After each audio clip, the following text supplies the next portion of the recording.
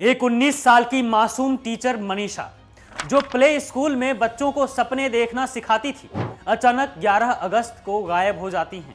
फिर 2 दिन बाद 13 अगस्त को उसका शव एक सुनसान खेत में पड़ा मिलता है। गला कटा हुआ, चेहरा जलाया हुआ, शरीर पर एसिड के घाव जैसे निशान। क्या ये आत्महत्या थी या फिर एक क्रूर हत्या? परिवार चीख चीख कर कह रहा है हमारी बेटी को मार डाला गया है, लेकिन पोस्टमार्टम रिपोर्ट कहती है कुछ और।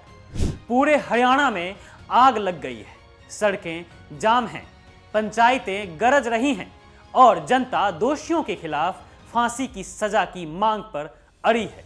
क्या ये सिर्फ एक मौत है या फिर बीजेपी सरकार में महिलाओं की सुरक्षा का काला सच है? ये अब सुनिए पूरी कहानी, जो आपके रोंगटे खड़े कर देगी। मनीषा भिवानी के छोटे से गांव ढाणी लक्ष्मण की रहने वाली एक मेहनती लड़की थी। वो प्ले स्कूल में टीचर थी, लेकिन सपना था नर्स बनने का।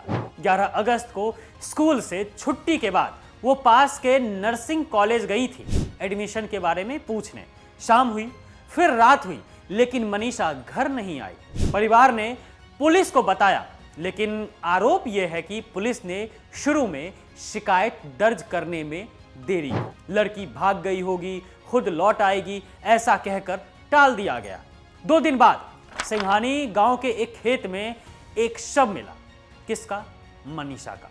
गला कटा, चेहरा और शरीर पर जलने के निशान, जैसे किसी ने एसिड डाला हो। परिवार का दावा है कि यह हत्या है, शायद अपहरण के बाद दुष्कर्म और फिर मौत। लेकिन पुलिस की जांच कुछ और कह रही है, जिसे परिजन और गांव वाले मानने को राजी नहीं हैं। पोस्टमार्टम रिपोर्ट, जो पहले भिवानी और रोहतक में हुई, फिर दिल्ली एम्स में हुई, वो कहती है कि मौत कीटनाशक जहर से हुई है। कोई दुष्कर्म के सबूत नहीं मिले हैं। पुलिस को एक सुसाइड नोट मिला, जो मनीषा की हैंडराइटिंग से मैच करता है। नोट में लिखा है, मम्मी पापा आपने मेरे लिए बहुत किया, लेकिन मैं बोझ नहीं बनना चाहती हूँ। भिवानी एसपी सुमित कुमार ने कहा था कि सुसाइड नोट, जहर का सेवन और रिपोर्ट सब आत्महत्या की ओर इशारा करते हैं।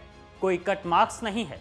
चेहरे पर जानवरों के काटने के निशान जरूर हैं, लेकिन परिवार और ग्रामीण इस रिपोर्ट को झूठा बता रहे हैं। मनीषा के पिता का कहना है कि हमारी बेटी कभी सुसाइड नहीं कर सकती है।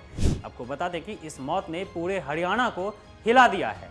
भिवानी और चरखी दादरी में सड़कें जाम हो गई हैं। दिल्ली पिलानी हाईवे ब्लॉक कर दी गई हैं। सोनीपत में भी जमकर हंगामा मचा हुआ है। ग्रामीणों ने महापंचायत बुलाई, बाजार बंद कराए, कैंडल मार्च निकाला।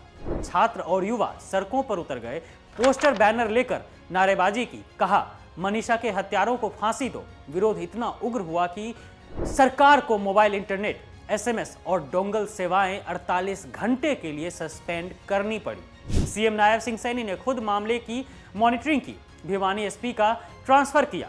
5 पुलिस वालों को सस्पेंड किया गया। लेकिन सवाल यह है कि जहां जहां भी बीजेपी की सरकार है, वहां महिलाओं की हालत इतनी बदतर क्यों है? राज्य में लॉ एंड ऑर्डर का ब्रेकडाउन हो चुका है। 2025 के पहले 6 महीनों में ही 4100 से ज्यादा लोग गायब हुए, औसतन 45 हर रोज। किडनैपिंग केस 1000 पार हो चुके हैं। महिलाओं के खिलाफ अपराध में हिसार और रोहतक जैसे जिलों में बढ़ोतरी देखने को मिली है। जिंद में 1 महीने में 17 हत्याएं हो चुकी हैं। आपको बता दें कि बीजेपी के जुमलों में मां बेटियां सुरक्षित जरूर हैं, लेकिन हकीकत में नहीं है। पूरे देश में जहां भी बीजेपी या उसके समर्थन वाली सरकार है, वहां महिलाओं के खिलाफ अपराध के आंकड़े चिंताजनक हैं। एनसीआरबी रिपोर्ट के मुताबिक रेप और मर्डर केसों में बढ़ोतरी हो चुकी है। पुलिस की लापरवाही की तो बात ही छोड़ दीजिए, वो तो आम है।